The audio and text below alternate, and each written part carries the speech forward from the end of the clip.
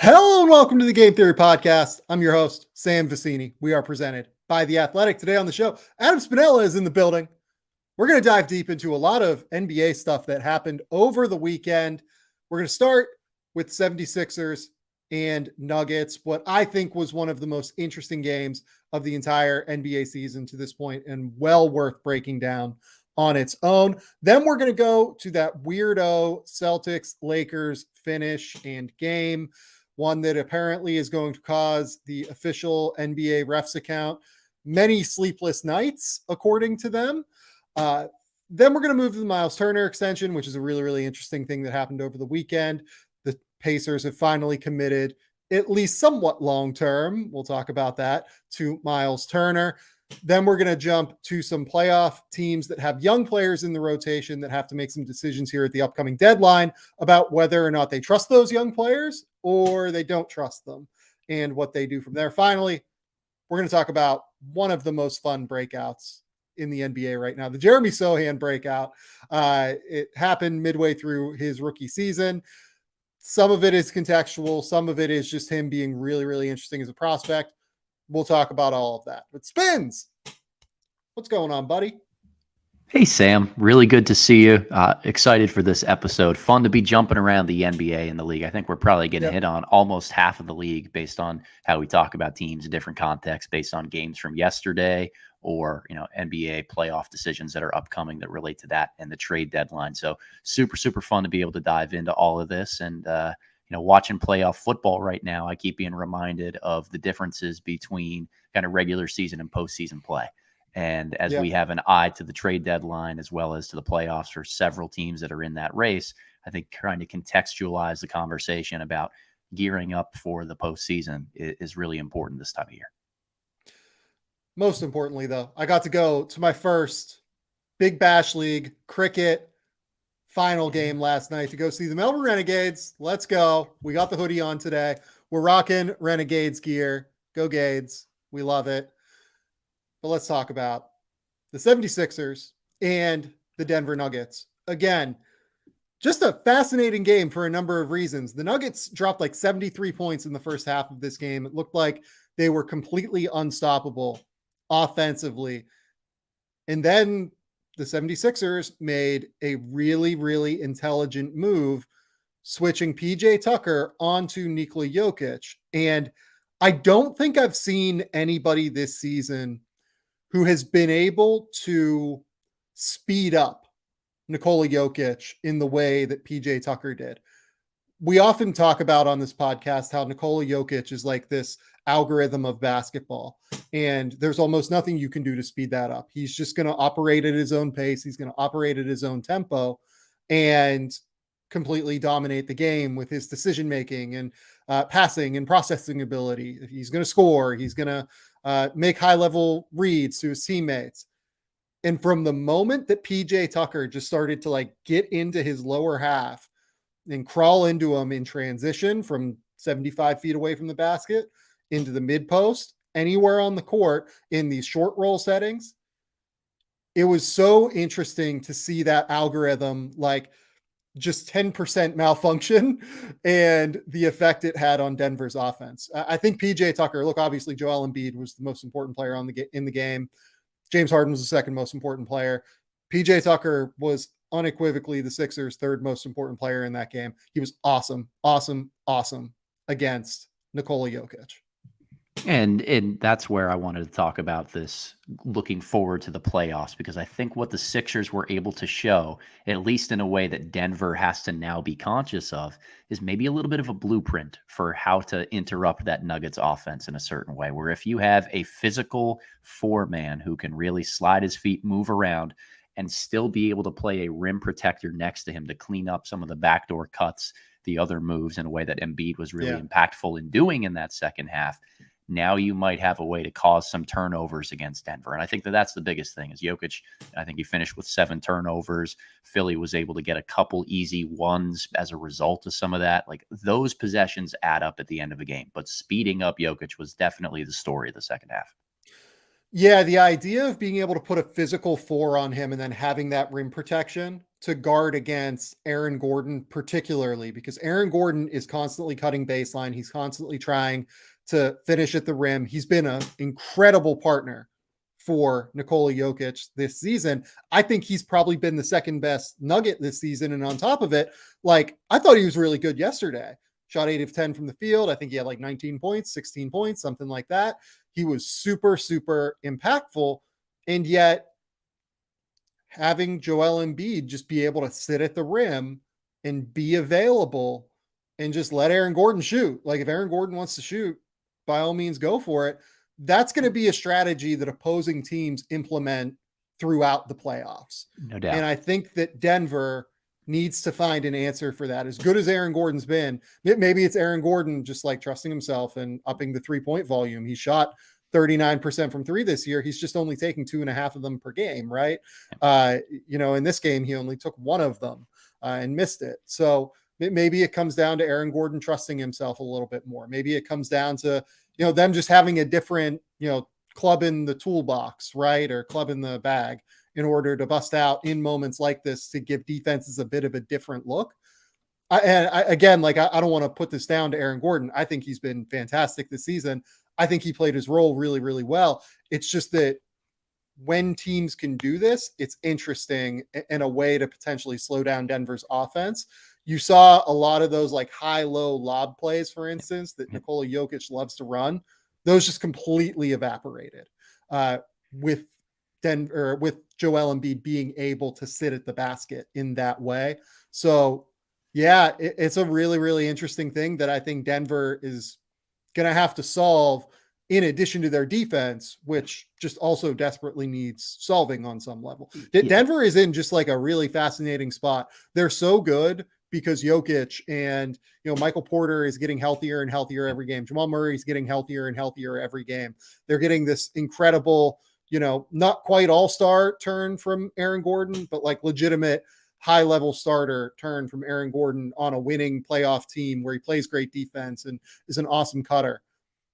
But they still have some real flaws and some real holes, and they need to kind of use the deadline and use the rest of the season to try and cover those up maybe a little bit is the way to put it.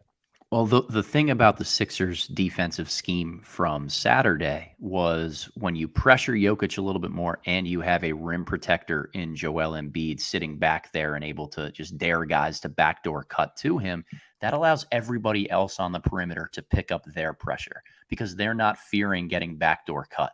And when you're Jokic and you're searching for reversals, you're searching for other guys to flip the ball to that you can then go and one thing he's great at is using pass fakes and other means to get people open, then running into a quick kind of ball screen that he might roll off of and making good decisions from there. Those avenues are done when people can't cut to get open on the perimeter. They're going to get jammed and denied more in passing lanes.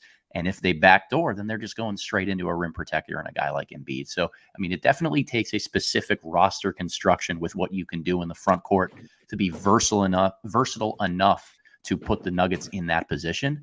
But I think if there are a few teams in the Western Conference that are looking around for maybe one move that they could make at the deadline to add that piece, that could cause a real problem for Denver. Well, and, if you're Memphis, right, do you feel like that you might be able to play something like Santi Aldama as a 7-footer at the rim and then just have Jaren Jackson guard Nikola Jokic, or vice versa, right, where you have Jaren at the rim and just deal with Aldama, or, have Steven Adams just try and body up Nikola Jokic, right? Like, it'll be interesting the way that teams try to operate against Jokic moving forward. And again, none of this accounts for the biggest problem that Denver has, which is the defense. And we should move to the other end of the court now, where Joel Embiid was phenomenal in this game. And I feel bad that, like, I feel like people are not noticing the Sixers. I think that people just hate watching the 76ers right now because they have James Harden and they're sick of James Harden and his, past as a foul drawing magnet. They're sick of the way Joel Embiid falls to the ground or whatever and, tries to draw fouls on his own, and they play these like stop-starty games. Here's the thing. Joel Embiid is fucking incredible at basketball. And I think there is a very real case that he is the best center in the NBA. I really love Nikola Jokic. I had Nikola Jokic at number 2 on my midseason MVP ballot, quote unquote ballot that I did with Jason Timp, maybe 3 weeks ago or something. Man, it's the combination of defense at the rim for Embiid as well as the unbelievable shot creation. Everyone just acts like it's a no-brainer that Nikola Jokic is the best center in the league. And to be honest, I probably very, very, very slightly lean in that direction. But these two guys are so incredibly close as basketball players.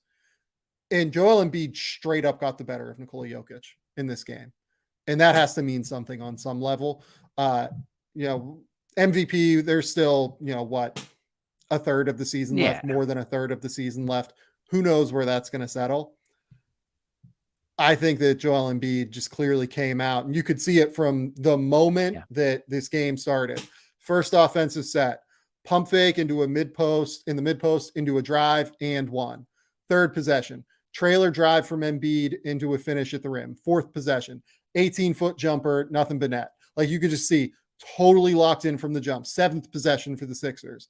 Just bullies Jokic, just like hip checks him under the rim to create that little bit of space after a dump off pass from Harden, finishes at the basket, right? Like you can just see that he wanted to dominate this game. He was pissed about the all-star thing where he's not an all-star starter. He's pissed about the fact that Nikola Jokic gets all this hype and credit.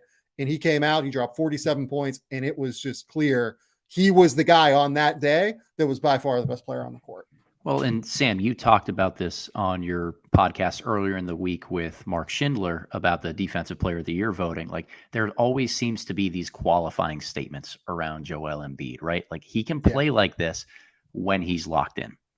And he had every piece of motivation in the world against Denver, a really important, impactful game for the Sixers where he shows up like this. He plays his ass off for the entire game. And we saw what Philly is capable of at their apex because they had good performances from other guys other than just Embiid. But I'm really sick of seeing kind of qualifying statements with guys where we know that they're capable of this. And then there's other games where it seems like they're very much not locked in on the defensive end of the floor. And that's the thing that Philly and Embiid have kind of been fighting is this is by far the best version of them we can see. That is a championship caliber team on both ends of the floor. I think they really are. I think they really genuinely are now. But there's a but with it, right? It's if they show up and if they play this engaged all the time. And I think that's the lack of trust that comes into them a lot of times from the public, and maybe why, you're saying earlier, people are kind of sick of watching the Sixers play. It's because you don't really know which version of them you're always going to get. So yes and no. I know what you're saying, and I agree with it to an extent.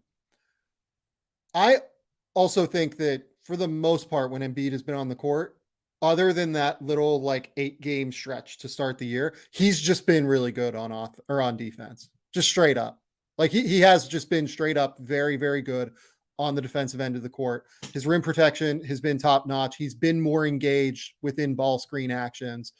He is the guy that is kind of holding their defense up right now. PJ Tucker has been really, really good on defense and really valuable. D'Anthony Melton's energy and activity level in those ball screen defensive possessions has been really valuable as well. And also Matisse Thybulle's having a great limited minute, season on defense. Sure. And, you can look up and down the roster. They're much deeper. And this is something I want to talk about as well. They're much deeper, but I will say that this team right now, I actually feel pretty good about them moving forward as a potential NBA champion. Right now they're 12-1 to win the title. The Celtics are 4-1, the Bucks are 5.5-1, the Nets Nuggets are 8-1, the Warriors are 9-1, the Grizzlies are 11-1, the Sixers are 12-1. They are the 7th favorite to win the title. They would be in my top 3 for sure right now. And here's why. Last year, there was just that little bit of a lack of synergy between Joel Embiid and James Harden in ball screen settings. They didn't quite have it down yet. They have it down now. These two are absolutely filthy in ball screen actions. A lot of it is Joel Embiid, like short rolls. But then you look in the fourth quarter of this game, and they started running these starts to these sets where it would essentially be like a stagger screen action, where the first screen was Tyrese Maxey just coming up and trying to like set like a blocker screen for Harden. And then Embiid would come up, not really in a Spain action, but more above the break of the 3-point line, or like right at the 3-point line, to then try and get that secondary mismatch. And it was almost unguardable for the Nuggets. Like every time down, they didn't really have a way to beat it. And that's the kind of innovation that I think they didn't quite have last year, that like little extra step that they can get teams, just completely discombobulated at the point of attack against Harden. Here's the other thing. I know James Harden's only averaging 21 points. He's averaging like 12 assists a game so far this year, 11 to 12 assists a game. He has been unbelievable since he got back from that little stretch where he was out. He has been, I think, at like 21 points, 12 assists, 3-to-1 assist to turnover ratio, 7 rebounds, shooting like 46% from the field, 41% from three, obviously makes all of his free throws. He has just been absolutely unbelievable. He is a no doubter all-star for me. Yeah. Like not even a question in my mind. Like I mentioned this on Twitter, but like I would have both Tyrese Halliburton and James Harden as all-stars this year. I think they're both more than qualified and deserving. I would have them over guys like Jalen Brunson. I'd have them over guys like Trae Young. I would, Jaylen Brown, that's kind of a different conversation and a harder conversation to have because he's listed as a guard, but he has to be there, I think, at the end of the day.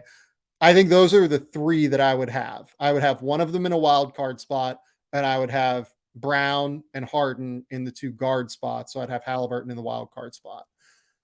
If you look at Harden's numbers versus, and look, I don't mean to make this like the Halliburton versus Harden mess here, but I think they're actually kind of playing somewhat stylistically similar this season, is almost why I bring it up. Yeah.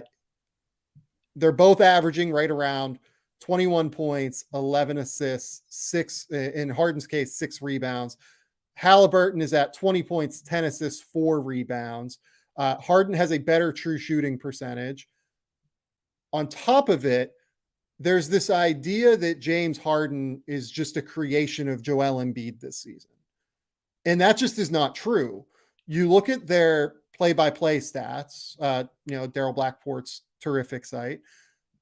You look at the Sixers with James Harden on the court, Joel Embiid off the court.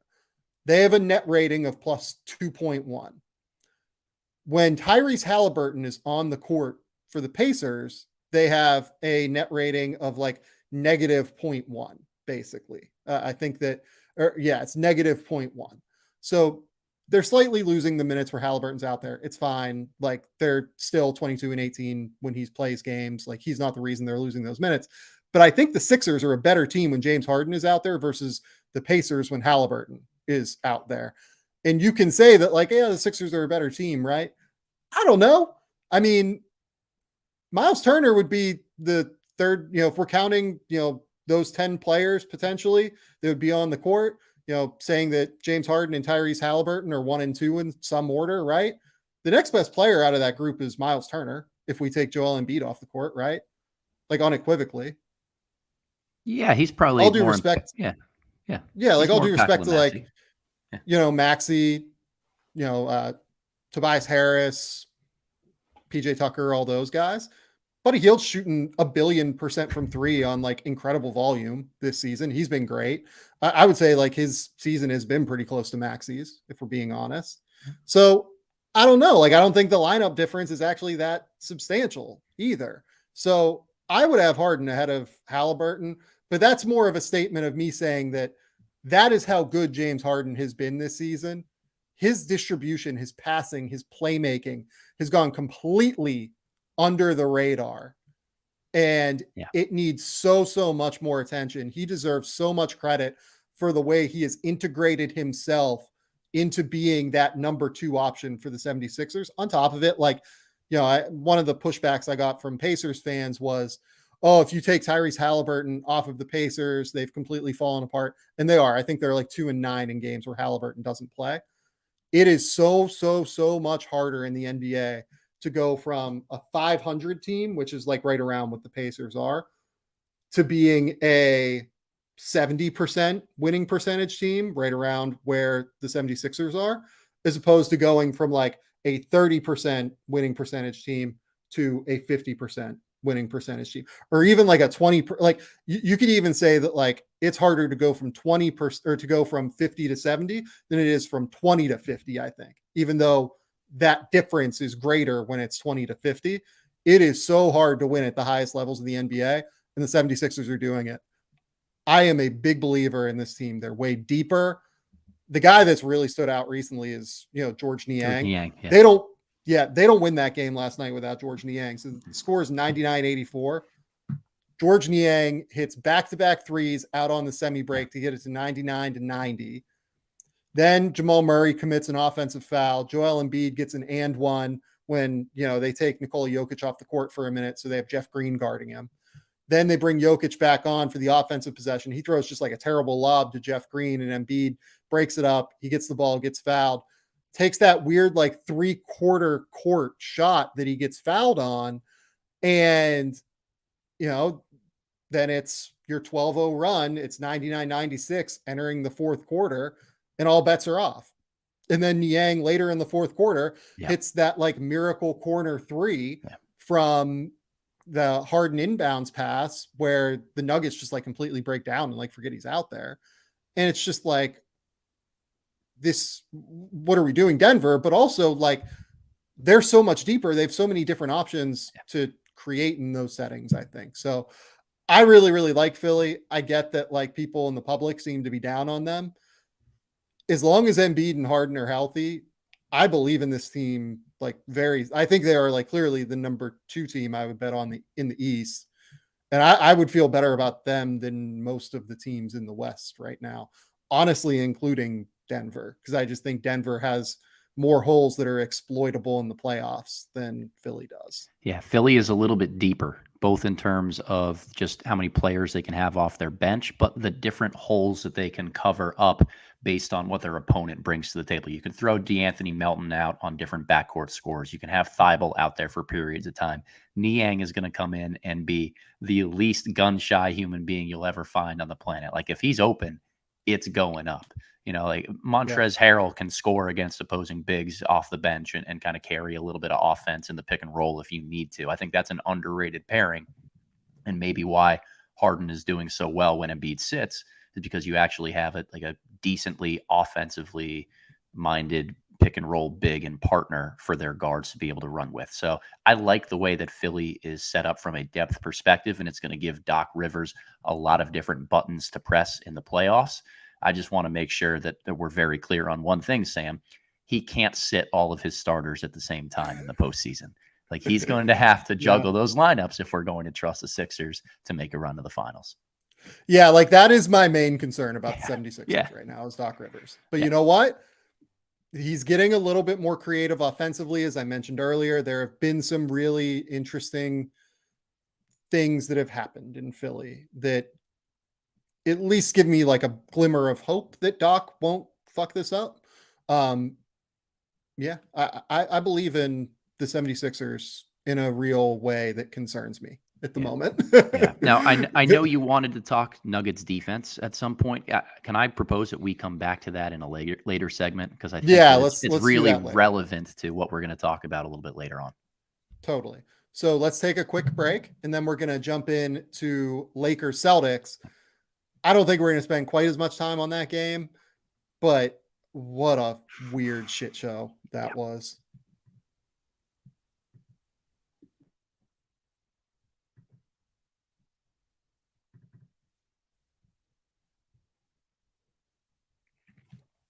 Okay, we're back. Let's go to Lakers-Celtics. I talked a lot about the last game. I'll give you the floor to start this game. What were your overall impressions of what was just a batshit crazy ending, largely due to the officials?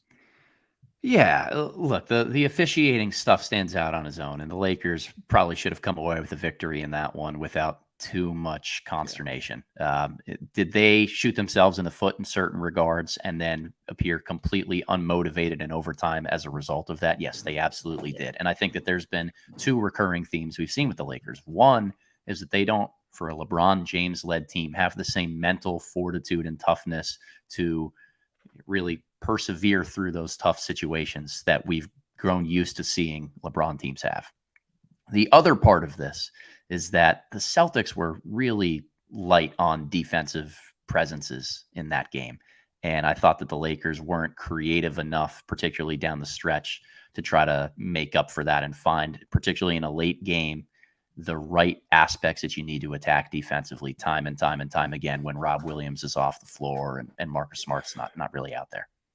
So I don't disagree with you that the Lakers are just not creative. Yeah.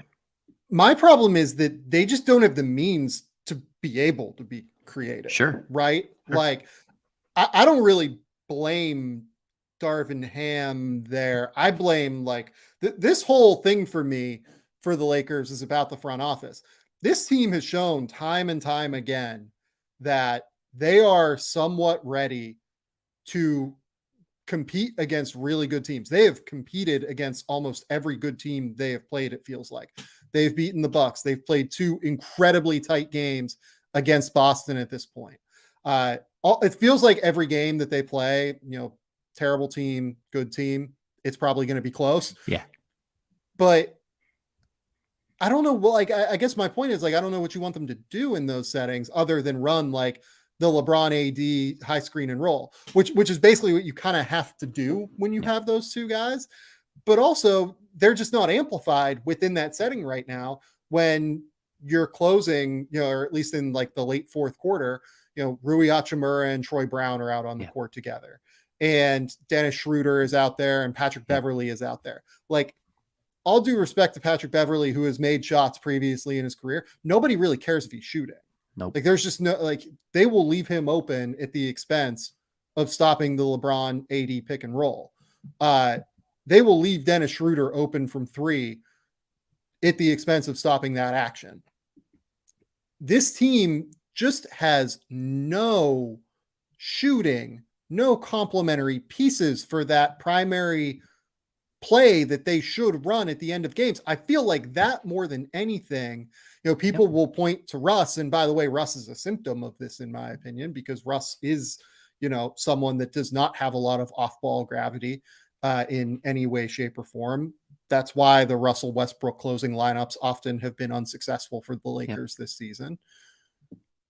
But they just don't have anybody that amplify these close late game lineups that the Lakers put out there with LeBron and AD. That's period, point blank. And oh, by the way, they went out and acquired another one in Rui that also does not amplify it. No. I thought he was really bad in that game, if I'm being completely honest. Really bad on defense. And that's what really has caught up to them, is when they try to make or lean into some of those more, offensive minded lineups, whether it's having another scoring threat out there like Rui, or trying to space the floor more where they played smaller late with Schroeder and with Pat Beverly. Like, there are just some defense. They're really small when they do that, when they put Schroeder and Beverly out there in the backcourt, and Boston can annihilate them as a result. Yeah, like you just saw at one point, like Malcolm Brogdon just like bullied Patrick Beverly, like all due respect again to Patrick Beverly, who has been a great defender in this league and, still is effective and pesty defensively at the very least. He's just bigger. And like, there was a point where he just like put his shoulder into him and just like got to the rim and finished with an easy finger roll. Right. Yep. It's really, really hard, I think, for those lineups to succeed. The Lakers just have to make more moves. This team deserves finding out if they can compete in the West. The Western Conference is a mess right now. It is a total mess. There is no reason that the Lakers, if they go out and get guys who can shoot and defend and actually like complement guys like Anthony Davis and LeBron, they can contend. Like, they can be a good, solid team that has a chance to make a run in the playoffs. Like, they have proven it at this point.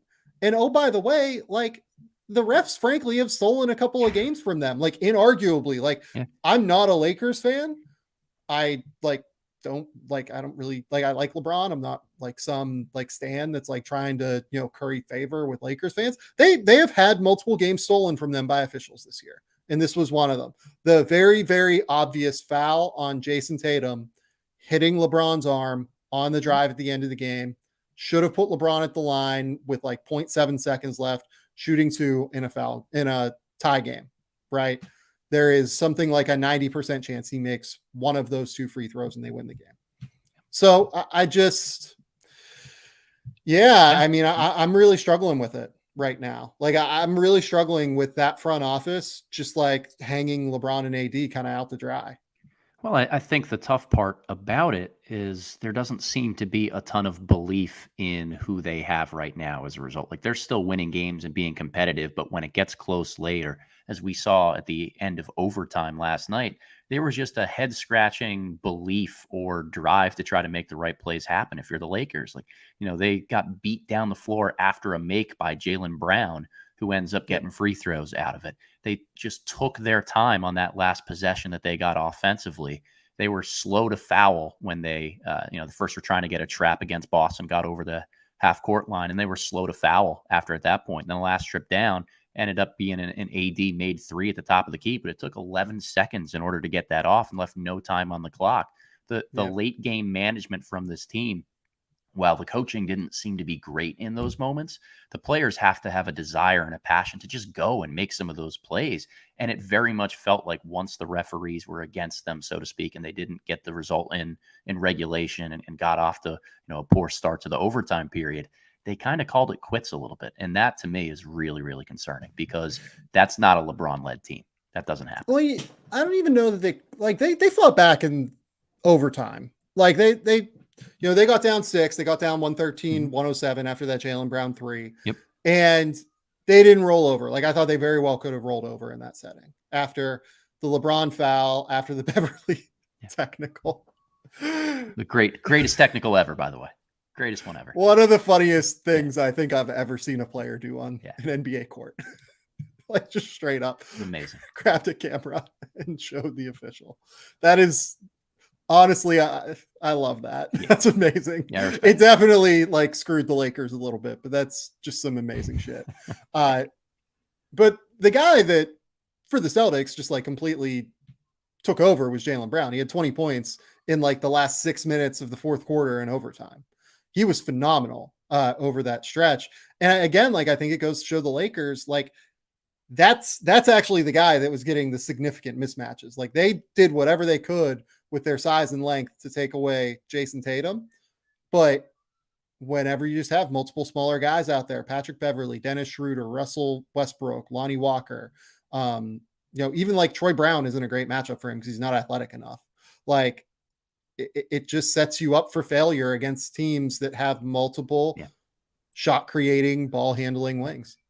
And Boston's so built to beat that because they're so huge across the board. Like, Brogdon had a phenomenal game, and he's so good for them off the bench. He knows exactly what to do within his role. Like, I thought that Tatum wasn't great, and definitely the Lakers focused on him. But when you have Brogdon playing as well as he did, and then Jaylen able to step up late the way that he was just so good in those periods, like, the Celtics were able to eke out an overtime win without arguably their best defender in Rob Williams and Marcus Smart. So, hats off to the Celtics for being able to do that. Obviously, the referees, and we can continue to hit home on that point there. But I think the Celtics on their own right have figured out who needs to step up when, if Tatum is getting a ton of extra attention or having a little bit of an off night. Just to finish on the officials, right? Like, officiating's hard. I get it. I thought Jeff Van Gundy actually brought up a really good point in that game. We need to make it so that when you challenge and you win the challenge, you keep the challenge. I agree. That's actually like a really essential thing that, like, I hope that they change that tomorrow. Like, they won't, like, they'll go through the rules committee and everything to change it in the off season. That is a thing that desperately needs to change. I get that we don't want to like inundate the game with like officiating and with going to the monitor and slowing the game down, that is something that's a no-brainer. You should not be penalized by officials missing calls and you having to challenge them to get them right. If the official gets it wrong, or if the official got it right and you got it wrong as a challenger, you should lose your challenge and not be able to do it. But you should not be penalized by the official getting a call wrong. And unfortunately, the Lakers this season have been penalized far too often by officials getting calls wrong at the end of the day. Yeah. Common Van Gundy W right there. That was a good take. Yeah. Yeah. I thought that was a really good take from Jeff Van Gundy. Okay. And he's not the first person to say that either, but during the game, he was very harsh and strong on that opinion. And I thought it was a good move from him to be that. Okay. Next up, Myles Turner extension. One of the most interesting extensions I have seen in the NBA in a while. Yeah. And it's something that if you listen to shows I've done with Danny LaRue, if you listen to Danny, if you listen to my Twitter feed, like the renegotiation and extension is something that we have been calling for the Indiana Pacers to do with Myles Turner. So the structure of this, according to Shams, is it's essentially $58 million added on to Myles Turner's contract. He gets $17 million this season in extra salary. This is a possibility that the Pacers could look into and negotiate with Myles Turner because they have so much cap space right now. Other teams can't just randomly do this. You have to have cap space to be able to do this. Then they added on basically $41 million over the next 2 years. It's $21 million next season, and then it's $20 million in, I believe, what would that be? 2024, 25, yep. Right, Spins? Yep. So really, really, really sharp contract structure from the Indiana Pacers. An incredibly obvious one, in my opinion, but we've seen teams not do this before with the renegotiation and extension. I've seen some people ask, why don't the Spurs do this with Jakob Poeltl? They have cap space. They have, a seeming desire to retain Jakob Poeltl. It's because for whatever reason within the CBA, a very stupid law within the CBA, you can only extend people in this function that are on 4-year deals as opposed to 3-year deals, which is what Jakob Poeltl is on. It's a really dumb rule. And, in my opinion, the Spurs should be able to do this if they want to keep Jakob Poeltl. I digress, though. What was your overall impression when you saw the Myles Turner extension announcement, Adam? I was really thrilled with the cap mechanics. I don't want to call it gymnastics because there wasn't much bending that needed to be done by the Pacers in order to make this happen. But I always love seeing really good players get rewarded with a contract extension and know that they're going to be valued in the place where they currently are. And for Myles Turner in particularly, he has dealt with a lot of trade rumors over the last several seasons. I mean, I've been reading annually now Caitlin Cooper articles about where is he going to end up, who's going to trade for Myles Turner. The fit with him and Domantas Sabonis doesn't work really well. And then they cleared out Sabonis. Everyone thought they were going to, go in the tanker this year. And it became who's going to trade for Myles Turner then, because the Pacers have this large expiring contract and might want to be able to get the best players and best young asset package that they can back in return. And Myles has been a huge professional throughout all of that. He's been so impactful. I'd say the second most important piece to this Pacers team, bar none, with Tyrese Halliburton. He's so good and underrated in a lot of different ways. He's one of 3 big men in the game right now that has 53s and 75 blocks on the year. It's him, Jaren Jackson Jr., and Brook Lopez. And those 2 guys are front runners for Defensive Player of the Year. Turner is locking down the basket. He's spacing the floor. He does so many good little things through the flow of play.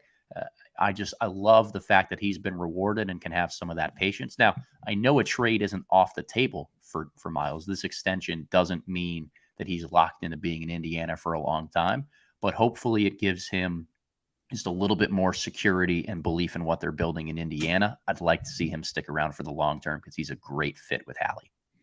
Yeah, so worth noting, Myles Turner is still trade eligible. Like this extension does not stop him from being able to be traded at the deadline.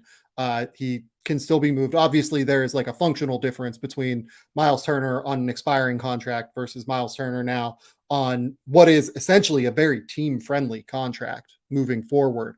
But we're talking about this in a team-friendly construct. It's worth noting that this is very valuable for Myles Turner. I don't really see a world where Myles Turner was getting $30 million on the market this offseason. As good as he is, like that money just really wasn't there from any team across the league if you look at it. And I think Myles Turner is great. I think he probably would have gotten something like 24 million a year. Maybe would have gotten like a 4-year, $100 million deal.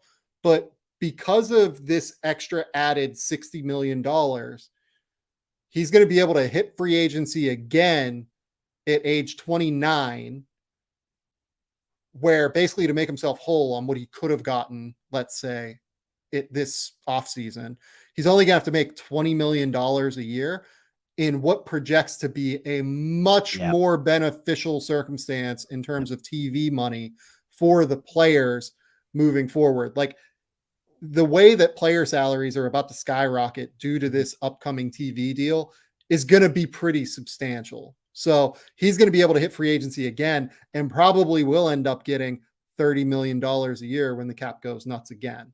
So really, really good deal kind of across the board. This is always why I thought that this made sense in terms of an extension. The mechanics were always there to do this. And again, it doesn't stop them from trading him. Like if a team comes over the top and is like, we'll give you a crazy amount of value for Myles Turner now, who's on this incredible contract, can still do it, right? Like here's the other funny thing, right? Let's say that the team really wants to go down the road of the DeAndre Ayton deal that the team tried to do last offseason, right? The Phoenix Suns are a team that could really potentially look at Myles Turner as a shakeup move if they feel like they need a shakeup move. And this actually makes it way easier to do a DeAndre Ayton deal now, if that's something that they want to do. I don't see that on the cards, to be completely honest. Like I think Myles Turner is going to stick around in Indiana, but like if Phoenix made it worth their while, maybe that's something they would consider. I don't know. I'm just throwing stuff out there that seems reasonable and logical. Here's the thing about Myles Turner. Here's why I like this for the Pacers and why I would keep Myles Turner. It is exceptionally hard to find guys that almost certainly amplify almost anyone else on the court and completely open up your roster flexibility moving forward. Myles Turner, for a team that is rebuilding theoretically in Indiana, like they still have some moves that they need to make in order to contend. They should be trying to have as much flexibility as possible, keep their cap sheet as clean as possible in theory. But Turner is an amplifier for good players, in my opinion. He is a top 10 defender in the NBA. We talked about him last week on the Defensive Player of the Year conversation with Mark Schindler. I think I would have him 7th or 8th right now in the Defensive Player of the Year race. He is a legit 35 to 36% three-point shooter. You kind of have to pay attention to him out there. He's also, since Domantas Sabonis has gone, very clearly improved his ball skills in a pretty tangible way that allows him to be somewhat impactful as a player. I just really like everything that Myles Turner has done over the course of this last little while to subtly improve his game while also being a player that really helps young players develop and win. He doesn't hinder them moving forward. This is a great value contract, still has a ton of trade value. He's a great partner to have with Tyrese Halliburton. Most importantly, though, is they're a team that's looking for, the next star that they can bring in, the next guy, right? He doesn't limit them from a fit perspective at all. Neither does Tyrese Halliburton, right? Like the Knicks have Julius Randle and Mitchell Robinson together on that roster.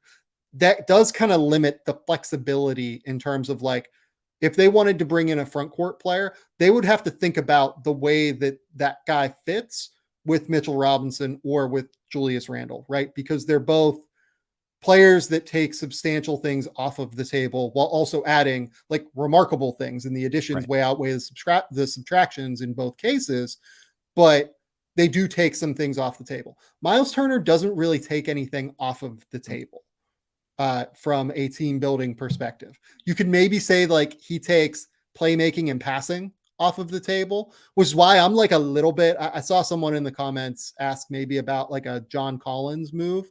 I want to shout him out, Gregory Castillo, while we're doing this on YouTube, shouted out a John Collins potential move. I'd be a little bit worried about like ball movement with that duo together. Sure. I'm actually going to write about this week. The team that I think should really chase John Collins is Oklahoma City as a pairing with Chet Holmgren, because Chet can really pass at a higher level than Myles and, has that shooting potential in a real way. It's a similar kind of fit, but I think it would open up Chet to maybe not get as much wear and tear on his body. In addition to, I think it's just a slightly better fit because Chet can play with the ball in his hands just a little bit more than Myles can as a passer and playmaker. That's neither here nor there, but that's really like the only thing that you have to worry about with Myles is like, you want to find a 4 that is like a comfortable passer and playmaker. I think doesn't have to be great at it, just has to be like okay at it in my opinion. Well, that's really it, and that's why it's so valuable. We look at how teams are building their rosters now and what maybe the next wave of roster construction might be. I look to Cleveland and I see where Jarrett Allen and Evan Mobley have fit in really well as two huge guys that can both protect the rim a little bit and be versatile on defense. Like Myles Turner is going to be much more of the Jarrett Allen in that situation, but his floor spacing ability on offense could lead a pairing like that to work. So I just think Myles is hugely underrated in national circles in the NBA. I always root for players to get the bag and have really good contract situations and ways that work out well for them. We check both of those boxes here, where we're shedding light on a really good player and taking care of him financially with this deal. So I'm thrilled for Myles. Completely right. I think this is a home run for Indiana across the board, and it's a home run for Myles Turner. It just works out in every way, shape, and form. Okay. The next thing we wanted to talk about here, number 4 on our 5-point docket. Players across the league, like really, really young guys that currently project to have critical roles in the NBA playoffs for teams that are potentially contending. Why are we talking about this now? It's important for those teams to understand how much they trust players like Marjon Beauchamp in the case of Milwaukee, Christian Brown in the case of Denver, AJ Griffin in the case of Atlanta. These teams have to kind of make this determination now in terms of whether or not they believe these guys can hold up on the court in the playoffs. If they feel like they can't, they kind of have to make moves now at the deadline in order to potentially fix that, in order to potentially help their team and their vets compete at the highest level. So the team that stood out most to me with this is New Orleans, just straight up, right? Whenever you brought up this idea, this is a great Adam Spinella idea, by the way, certainly not mine, to talk about this. New Orleans has 3 guys that are just really essential for them on some level. Dyson Daniels and Herb Jones are incredibly impactful defenders. Herb has been in this prolonged slump as an offensive player this season, and it's going to be interesting to see if he can break out of it over the next little while. Trey Murphy has just been like a critical key cog for them because of his shooting. He's a pretty solid defender. He's the guy I kind of have the least worries about. Dyson Daniels is a real potential offensive liability as well, just given that he doesn't really like to take shots. He is just purely a ball mover, and I worry that teams might just go, okay, if you're not going to shoot and you're not really a threat to score, we're just kind of not going to guard you, and we're going to close off all the passing lanes for you. What do you think of where New Orleans sits right now and what they should kind of look to prioritize with some of these young guys? Like, should they really just try and continue along the developmental trajectory with them and look at their window as, this season if these guys come along, but more likely next season and the season after when they continue to develop further? Or do they look to move maybe one of these guys, maybe a Herb Jones, and try and acquire something like a Bojan Bogdanovic, which is a name that I think makes a lot of sense for them as a floor spacing shooter. This is why this is a really tricky and important conversation to have now, because you're talking about real like opportunity costs of like playoff basketball at this point.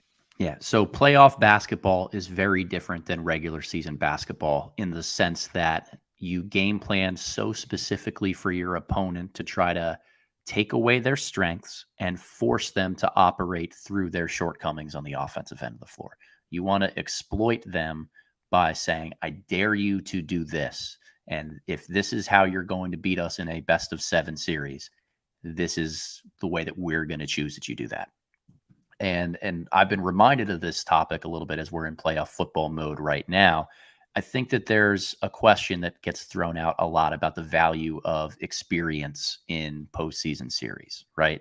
And we've kind of felt that a little bit. Obviously, injury for the 49ers Eagles game played a factor, but everyone was talking about Brock Purdy being a rookie quarterback trying to lead a team to the Super Bowl and how rare that was. To me, it seems like coaches a lot of times will excuse younger players if they don't do well and say, we just kind of lack experience and this is a great learning tool for us. But when things go well for them, they're saying, well, experience doesn't really matter. We just have really good players who are going to go out there and figure it out. So I've never been able to figure out a straight answer or a feel for, really does experience matter in some of these settings, particularly if you have one of those weaknesses, if you have something that is easily exploitable in a postseason series. And I feel like at least for 2 of these guys on the Pelicans, in Herb Jones and Dyson Daniels, they absolutely do. They are going to be forced in a best of 7 series to counteract teams daring Herb Jones and Dyson Daniels to shoot.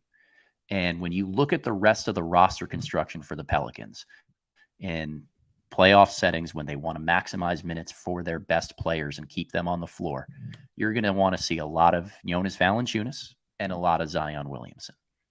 And if that's the case, you need floor spacing. You need shooting around them. You need to clean up the lane so that those guys can both be impactful on the offensive end of the floor.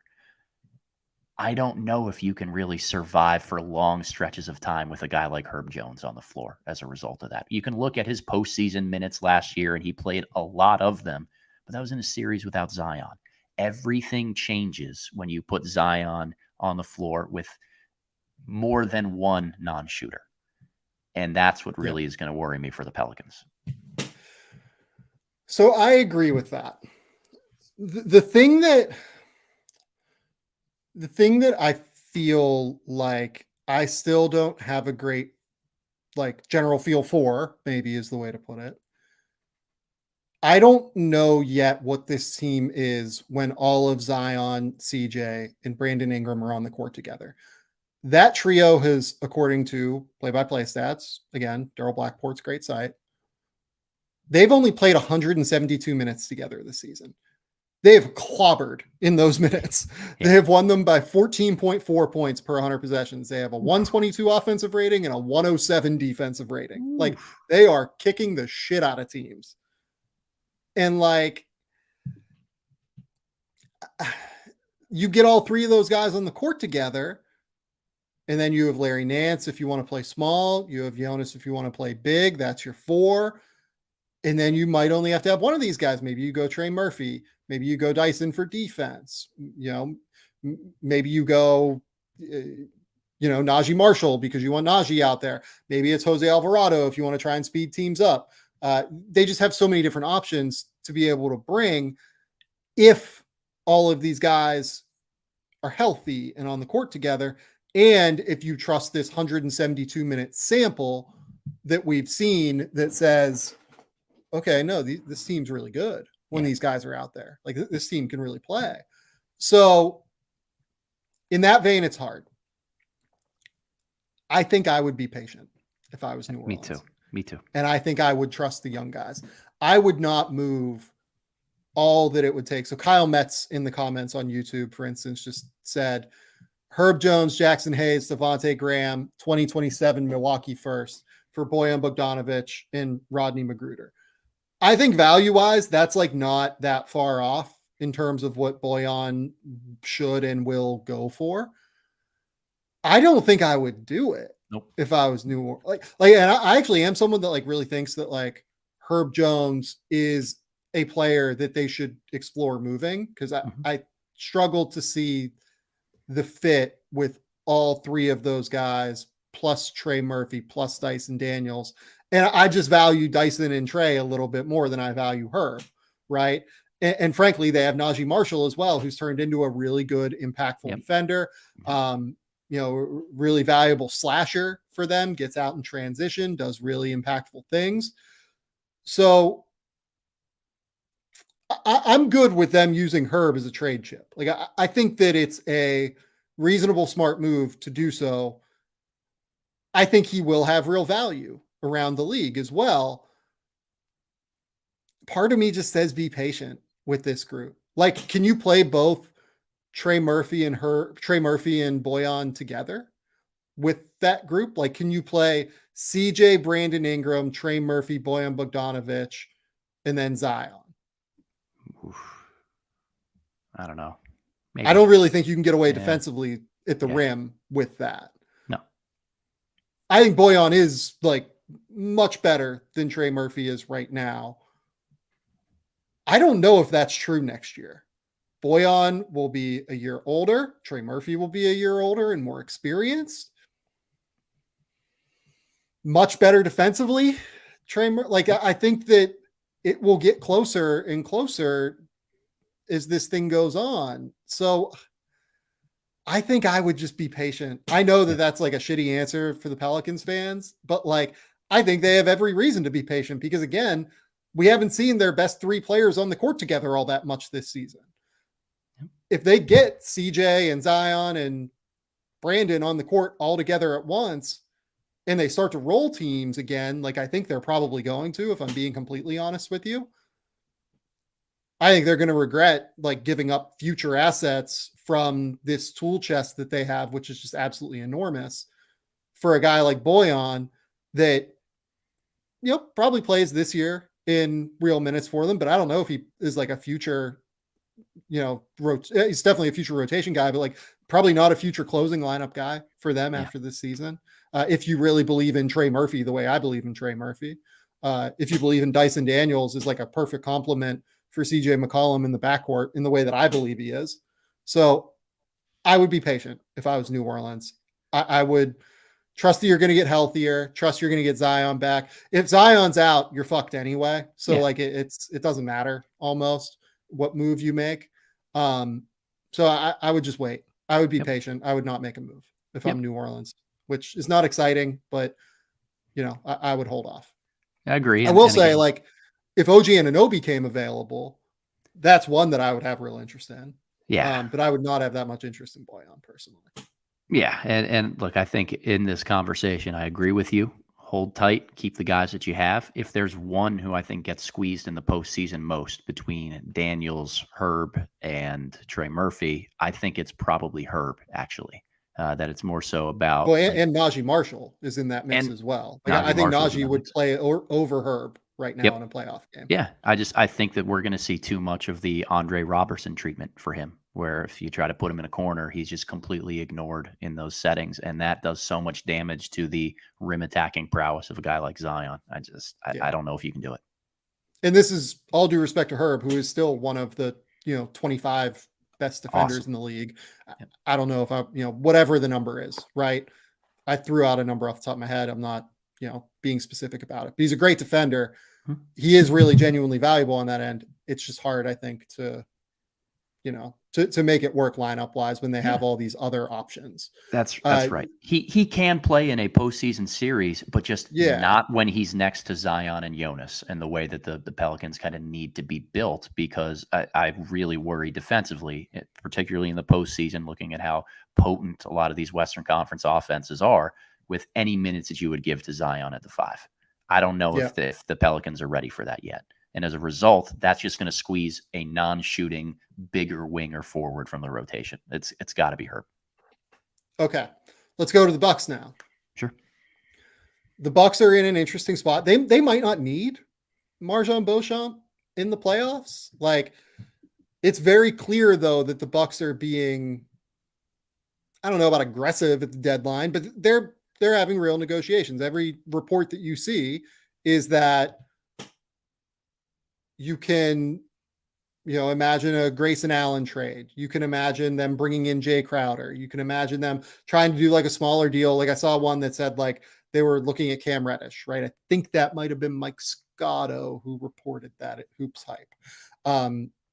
Shout out Mike. I'm not 100% sure if that was him, but it seems like they're looking for more wing depth. It seems like to me, frankly, that they don't trust Grayson Allen to hold up defensively in the playoffs in the way they might need him to. Here's the thing. I'm like not 100% convinced that they like totally need him to.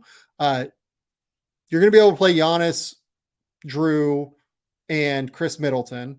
And again, like if Chris Middleton is out, I think that they're screwed anyway, playoffs wise. Just kind of is what it is. You're probably going to be able to play Brook for a substantial period of time in the playoffs. So that's 4.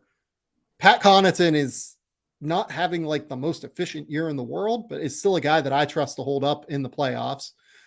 I really like what I've seen from Joe Ingles so far in terms of like their ball movement and in terms of getting that offense a bit more into motion and a bit more active. I mean, like you might need some minutes from like an extra wing, but more than anything, I feel like what they're looking for is like another club in the bag where they can find another like PJ Tucker-ish player like Jay Crowder that allows them to go smaller more often with Giannis Antetokounmpo at the 5.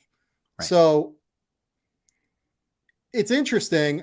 They just like, if I was them, I would continue to look into these avenues. And if I could do Grayson Allen and like second round picks for something like that, I probably would. And I think that then you wouldn't need MarJon Beauchamp. I also don't know that I like completely trust MarJon in the playoffs either. I just don't trust him enough as a shooter. Yeah, so the Bucks are obviously famed for wanting guys who are going to space the floor, that have length on defense. They like to play a little bit bigger with some of their lineups, and the versatility of having Giannis at the 5 in moments when Brook Lopez comes off is certainly what they're chasing right now at the trade deadline. I mean, Beauchamp is 32.5, almost 33% from 3, under 40% from the field. I like the energy that he defends with. I think that he plays well in transition, but that's not always a play style that translates to the postseason when it's a lot more half-court based. If you're able to turn it into an up and down game, if your defense is really going to cause turnovers and havoc, that sounds more like a first-round series to me.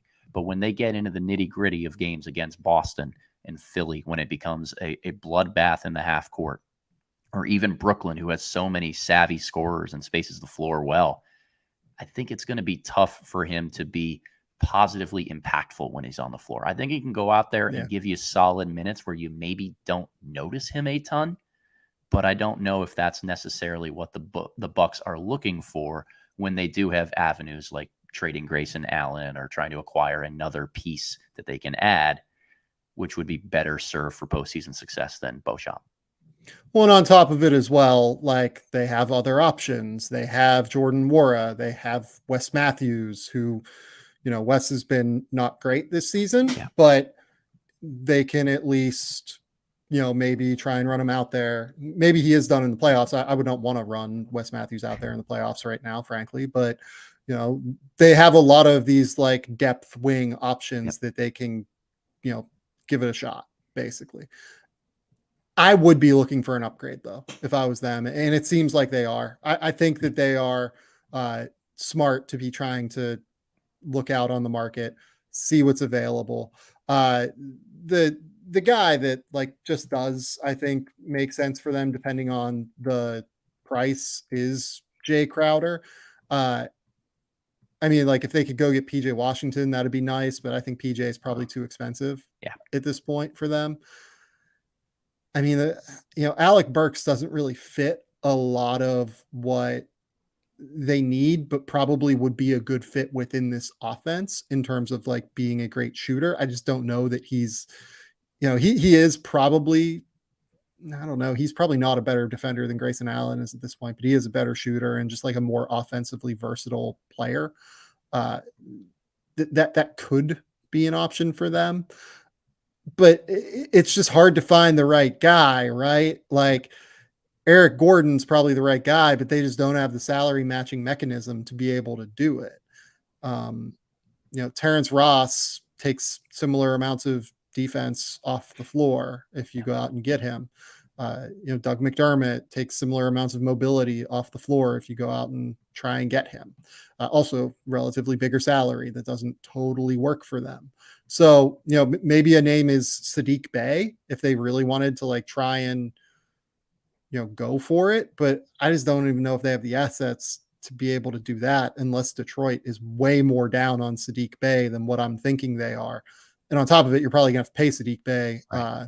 if not this offseason, then next offseason when he hits restricted free agency. So, yeah, no, if I was them, I would be looking for an upgrade in the Jay Crowder mold. I think Jay is probably the name. And, if you're Phoenix, we'll see what they end up getting. It seems like the price tag that they're holding to is still a bit too high for Jay. Yeah. And there's a reason that a deal hasn't been done yet, even though he hasn't played since the start of the season. So, Yeah. simple. I think with Beauchamp, like he's not a guy that I would be looking to move in the sense of getting an upgrade. I think you have other pieces on the roster like a Grayson Allen that you would be able to throw in, or Serge Ibaka's salary filler if it ends up being that way. Like there are other avenues that they can take. I think Marjan fits them really well long term. I just don't think he's ready to help a team that has clear finals aspirations this year. Okay, let's go to Denver because you wanted to talk about Denver's defense. This is where the concern comes in. So you and I both really like Christian Braun a lot, and I really like Christian Braun quite a bit. I have some concerns about Christian Braun being able to hold up in lineups with the bench unit that the Nuggets have a tendency to run him out with. If you look at lineups with Bones Highland and Christian Braun, which have only played 299 minutes this season, but they're a minus 7.4 in those minutes. They give up 120 points per 100 possessions. By the way, I think Christian Braun actually helps with the defense when he's out there because particularly Bones Highland has been kind of egregiously bad on defense this season. He has been like an impactful offensive player and has been useful for the Nuggets in stretches. But when Highland is out there without Christian Braun, that's for 517 minutes this year. They give up 123.6 points per 100 possessions per play-by-play stats. So it's hard, man. It's just really, really hard, I think, to make their defense work when their starters aren't out there. And oh, by the way, the starters have some flaws that they need to figure out.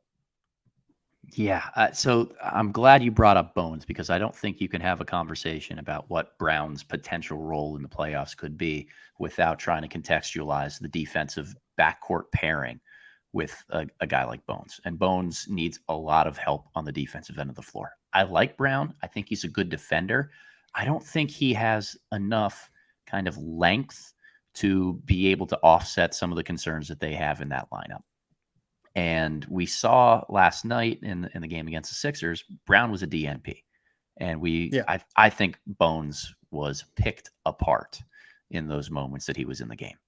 So this is where if you're the Denver Nuggets in the front office, are you going to be a little bit more patient and try to see what comes out of the buyout market? Or are you going to be a little bit more aggressive in maybe using or dangling one of your assets just to go out and get a more reliable depth piece for your backcourt that can shoot the ball, has some length, and isn't going to be a disaster on defense?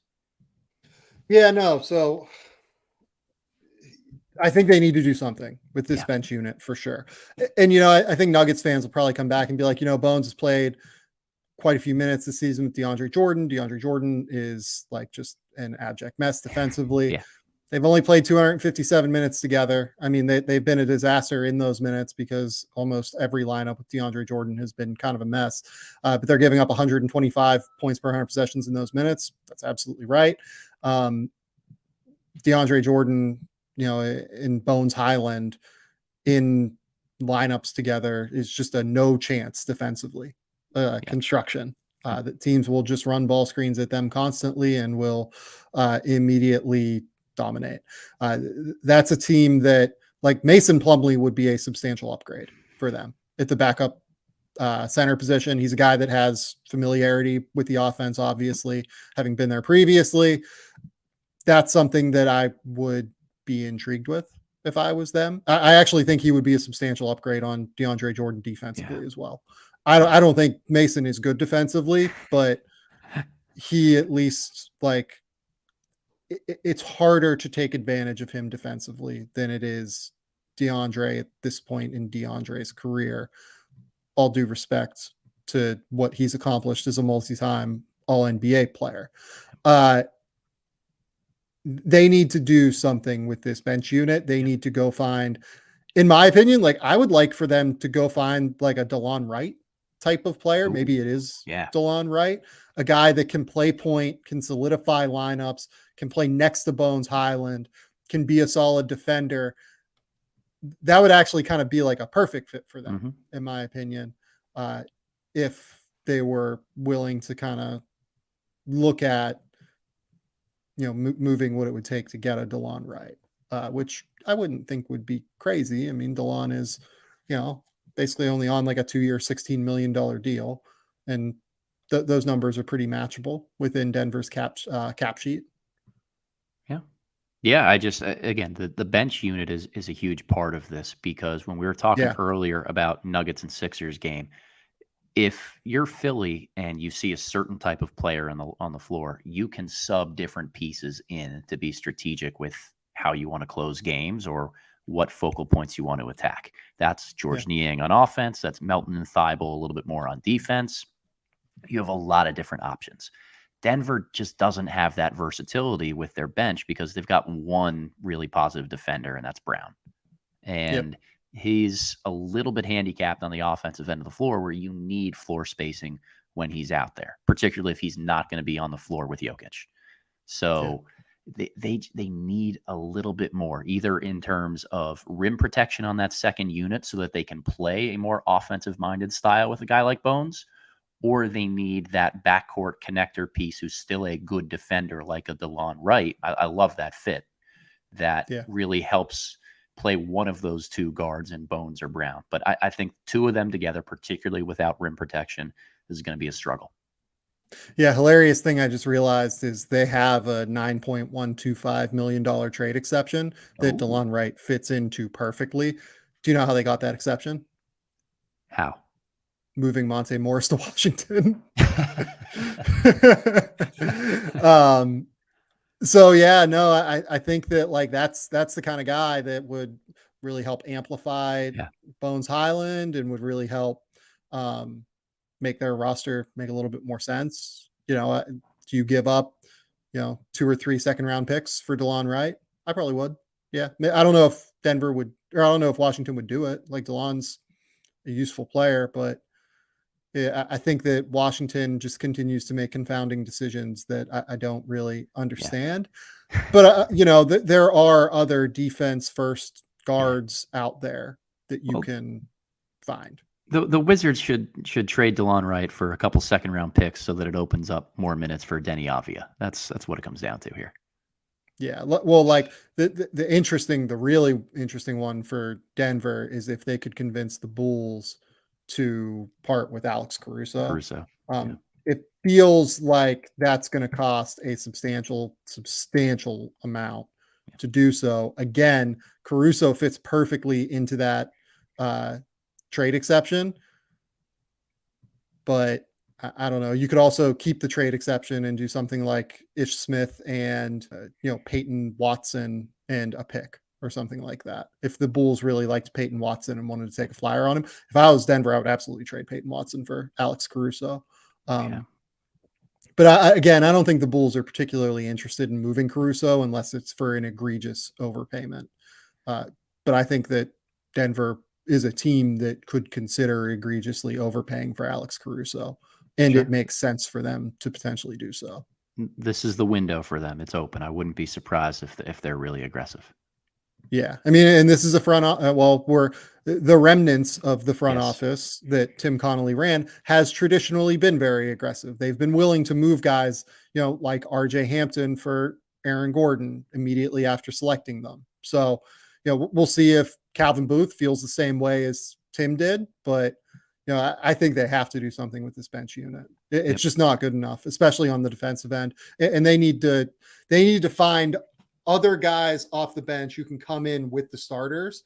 And again, like Alex Caruso makes a lot of sense. Like it feels like at times Michael Malone is still pretty gun shy on playing Michael Porter in closing lineups. Like there was a big stretch in this Philly game yesterday where Michael Porter was on the bench while Philly was making that run late in the fourth quarter. I mean, if you can run out Caruso, KCP, Aaron Gordon, Jamal Murray, and Jokic, that makes a lot more sense than what Denver is currently doing in not playing Michael Porter. Or you can keep Michael Porter on and you can take KCP off. Like getting, look, I don't think the Bulls are going to move him, but I'm saying that defense first point guard who can come in, take some pressure off of Bones Highland, allow Bones just to focus on scoring. I think that would be super, super, super helpful for them. And or another backup 5 that can allow a guy like Bones to continue to stay in the lineup. Yeah. Honestly, I think they kind of need both. I think they just need to figure out the backup 5 position. Santi Aldama is the other guy with Memphis, right? Like we kind of talked about that. Memphis has a good chance to run into Denver in the playoffs. And I think they're the kind of team that can cause Denver problems theoretically by allowing Jaren Jackson to sit back at the rim and then having like a 4-man that can play up on Jokic. They have guys like a bowling ball, like David Roddy. I don't think that's a good idea. They have Jake LaRavia. I like Jake, but I don't, this podcast was the biggest Jake LaRavia hype train supporters last year, but Jake LaRavia on Nikola Jokic in a playoff series is a disaster idea. No. The guy that it's going to come down to in many settings, because I don't know that they trust Steven Adams out in space, is that they will use Steven Adams, I think, in that series. That'll be one where they're good just letting Adams be physical and lean on Jokic for minutes at a time. But the other guy is Santi Aldama. If Santi can play any minutes whatsoever guarding Jokic and not be a disaster, it would be enormous for Memphis. And it would just be enormous if Santi can play in that series or in any series in the playoffs. Like if they find that Santi's size, his passing, his intelligence, his shooting, where he's up at 37% from 3 this year, like if that holds up at all in the playoffs, they're a much more difficult problem. But they also, I think, need to probably go out and make an addition. The problem is that they can't make an addition, I think, that hamstrings their flexibility, because more than anything we've talked about so far, that is a team that is like ripe for a consolidation trade where they go out and get another star at some point.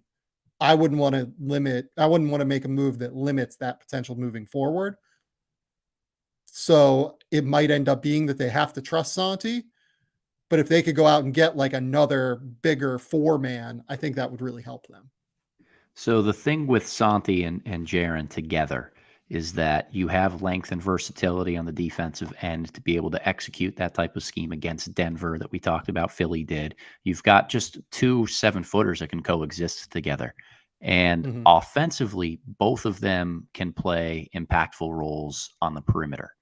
And that opens up so much in a postseason series where what happens if you, run into Minnesota in the first round and you've got Gobert and Towns out there?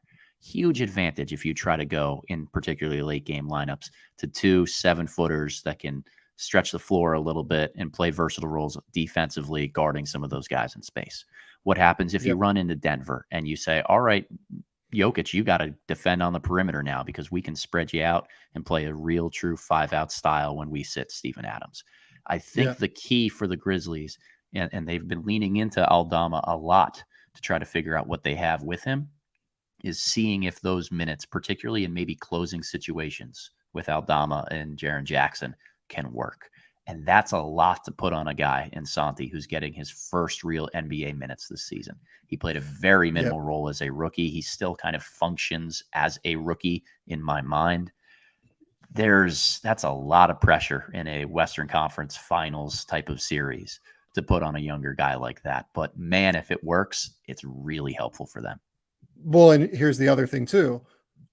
for the most part, they haven't really tried this lineup yet. Like Right. they play a lot of Brandon Clark and Jaren Jackson right now with Steven Adams out. Like they haven't really gone for this yet. They've only played Jaren and Santi lineups for 14 minutes this season. That's it. Like they clearly don't have a ton of faith in it. It seems like, or maybe they're just like waiting for a moment where they have to play it. The limited minutes they played it have been great, but you know, you never know, right? Here's the part of it that is important though. So like those Jaren Jackson, Brandon Clark minutes where they've played together, they have been really good. Like they're a plus 12 basically in the 350 minutes that they've played together so far. So those minutes have worked for them. And maybe Brandon can be that guy that can pressure Jokic and can be annoying and can be like a big ball screen player and like be a perfect complement as a rim runner to Jaren Jackson's floor spacing. Brandon Clark's a really good player. I would want like a bigger option. Yeah, and I think that it gives Jokic a place to, I don't want to say hide on defense a little bit more, but a much more natural matchup in a guy like Clark as opposed to somebody like Santi. Well, it's interesting because Denver likes to play flatter, especially against good teams. They like to play more at the level of the screen, which means Brandon's going to get to short roll. And we know that Brandon can really operate in that short roll with the floater game. He can roll all the way to the rim and dunk and be that gravitational force as a rim runner. It could actually really work against Denver.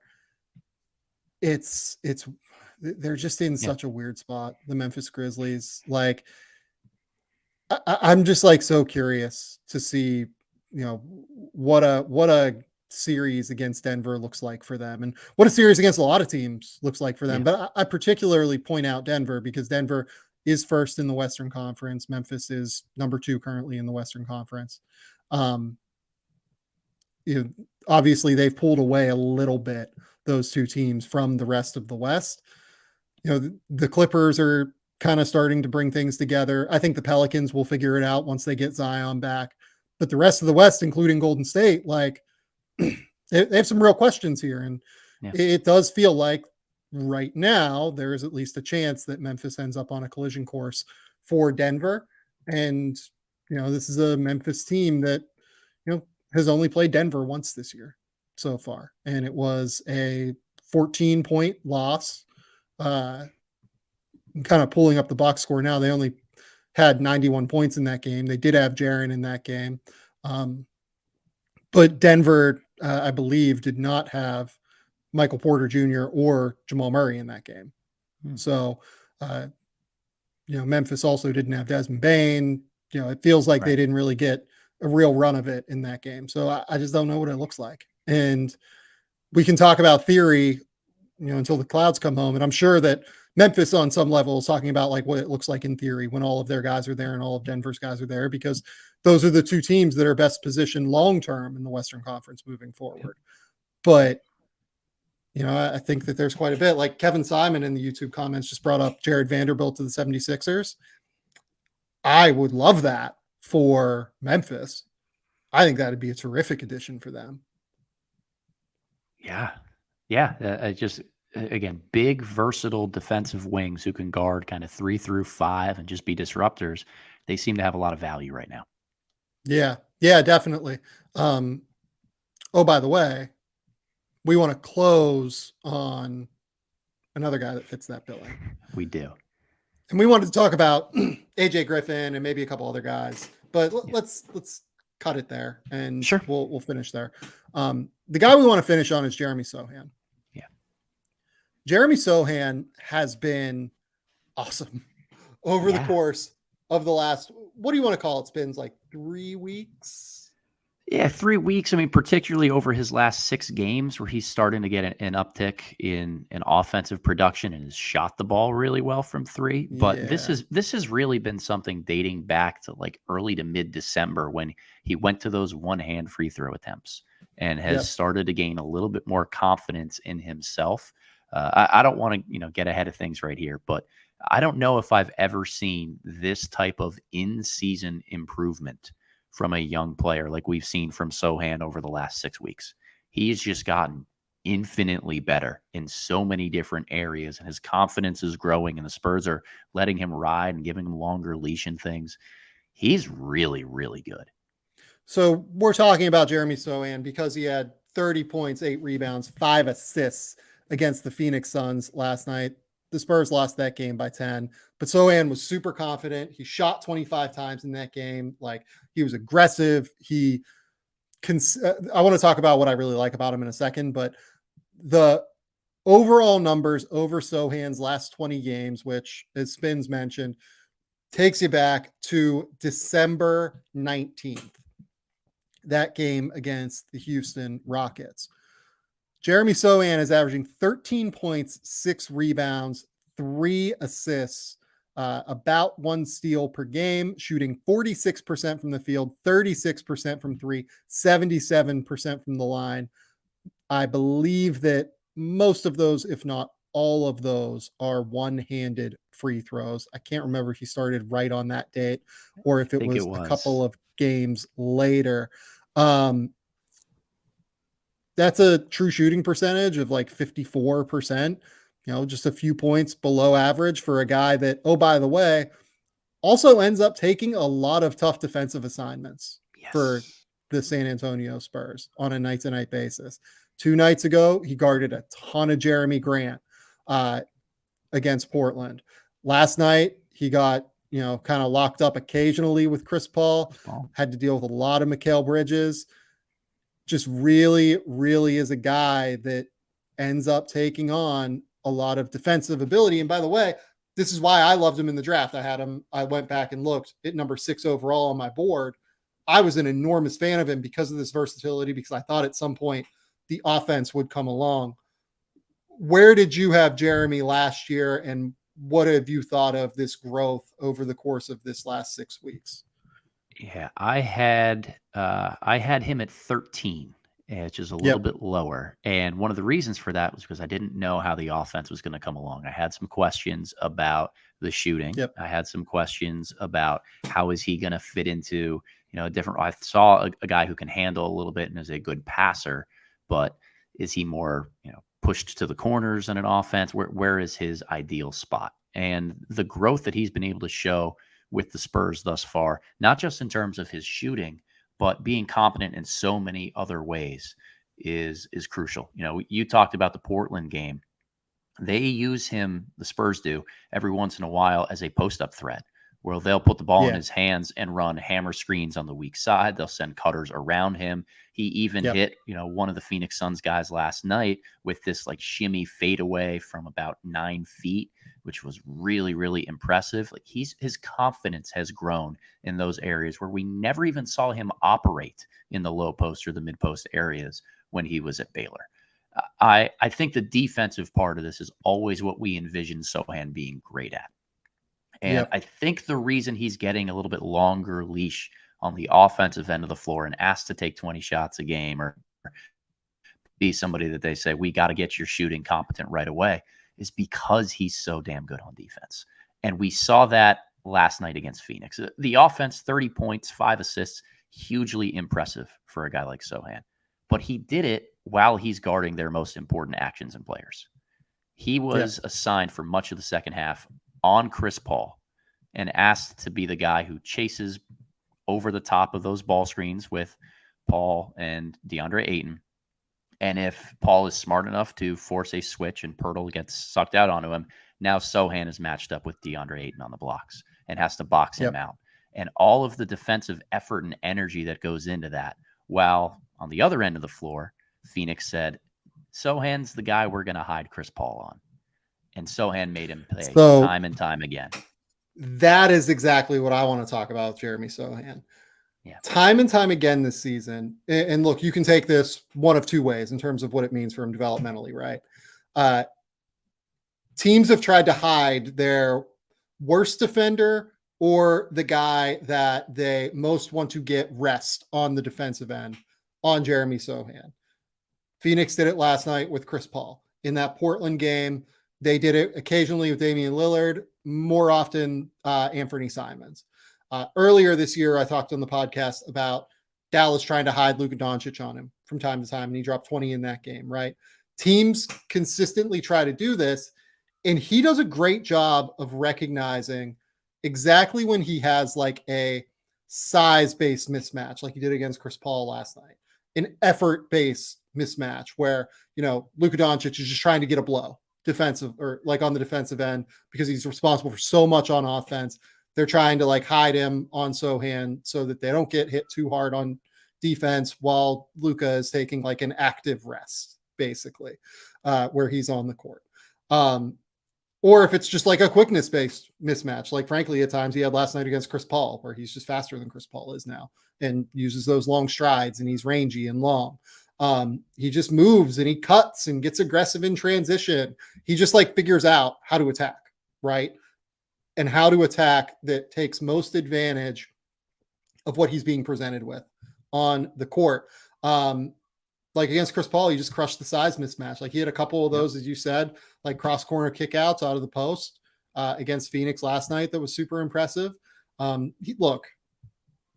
He had a couple of ridiculous threes where like the one was like off of a dribble handoff from Jakob Poeltl. It was from like 27 feet. It hits the front of the rim. It bounces a million feet in the air and hits the back of the rim, and it just like randomly falls. Right. But I think that it's getting harder and harder to go way under his ball screens because he is getting more comfortable just pulling from three. And on top of it, he's getting way more comfortable just covering swaths of space as a driver out of those settings if you just go way under the screen. And he's a good enough passer to take advantage if you have to collapse on him. He's becoming confident enough as a pull-up mid-range weapon where he'll go for it if that ends up being an option for him.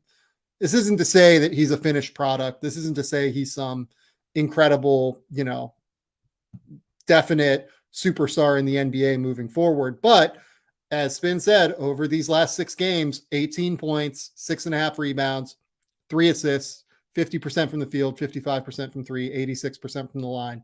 It's a really, really good run that he's on right now. And this is a guy that I think is just going to keep getting better and better and better.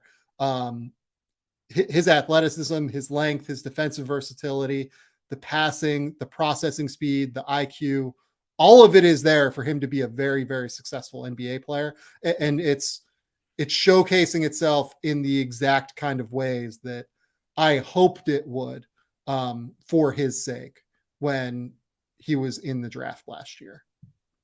He's gotten so much better so quickly. And to be a rookie who is kind of the linchpin of your team on the defensive end of the floor because of his versatility and what he adds, while also showing growth on the offensive end, like, this kid works.